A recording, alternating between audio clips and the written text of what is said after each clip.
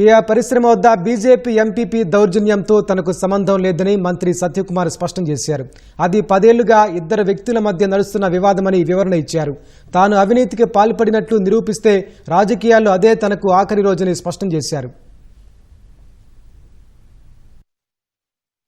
నా నియోజకవర్గానికి సంబంధించింది కాదు, బయట ఎక్కడో జరిగింది, వ్యక్తుల మధ్య జరిగింది.